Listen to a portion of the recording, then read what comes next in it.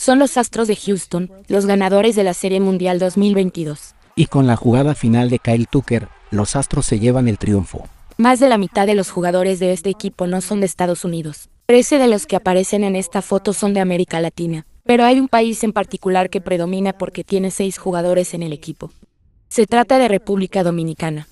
De hecho, algunos de los mejores jugadores dominicanos juegan en gran parte de los equipos más importantes de las ligas mayores estadounidenses. Representan más del 10% de todos los jugadores en la liga y son la gran mayoría dentro del grupo de jugadores extranjeros. ¿Qué tiene de especial el béisbol en República Dominicana? ¿Y por qué tantos de sus jugadores acaban jugando en los Estados Unidos?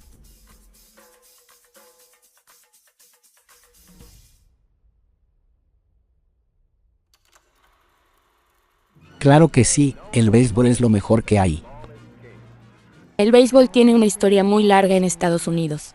Un estudiante universitario escribió sobre el béisbol allá por 1786, y ese texto se considera la primera mención del deporte en el país. Con el tiempo, los campus universitarios se convirtieron en los centros de origen del béisbol, mientras que se iban formando equipos profesionales en varios estados. Hacia 1901, 2 estadounidenses adinerados organizaron estos equipos en 2 ligas profesionales, la Liga Nacional y la Liga Americana.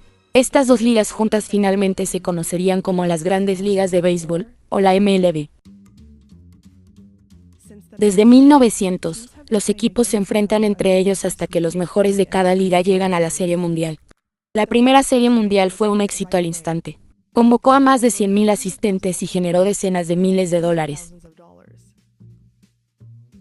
En los años siguientes, millones de fanáticos adquirieron boletos para estos partidos, y los grandes empresarios del béisbol comenzaron a construir estadios enormes para hacerle frente a esta demanda. A principios del siglo XX, el béisbol se convirtió en una industria muy rentable, y se volvió el pasatiempo favorito de los estadounidenses. Pero durante todo este tiempo, el béisbol también se había convertido en el pasatiempo favorito de los dominicanos, y llegó allí a través de Cuba.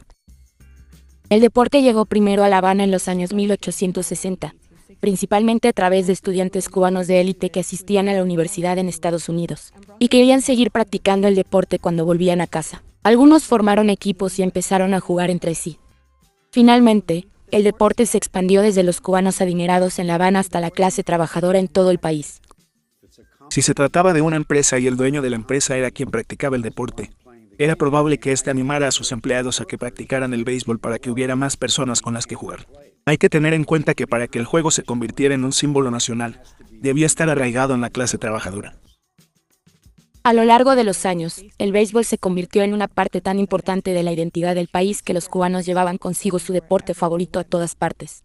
Eso sucedió en la década de 1860, cuando muchos esclavos se rebelaron contra los ricos, especialmente contra los dueños de las plantaciones de azúcar, y huyeron en busca de un nuevo lugar para establecerse. Muchos se quedaron cerca, en la República Dominicana, y llevaron el béisbol consigo. Una vez más, el deporte comenzó a jugarse primero entre una multitud adinerada en la capital, antes de establecerse entre los trabajadores en el este. Esto ocurrió especialmente en la ciudad de San Pedro de Macorís, donde los exiliados cubanos habían establecido sus refinerías de azúcar.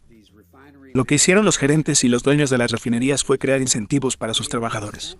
Por ejemplo, uno de esos incentivos era que si vencían a una refinería cercana en el próximo partido, los trabajadores podían no ir a trabajar al día siguiente. Los juegos entre refinerías se convirtieron en grandes espectáculos y en un pasatiempo para los dominicanos. En el momento en que se unía el incentivo económico con toda esa cantidad de fanáticos apasionados por el deporte, era imposible que la gente no comenzara a debatir después de cada partido. ¿Quién fue el jugador que hizo esa jugada? ¿Quién fue el mejor jugador? ¿Quién fue el peor?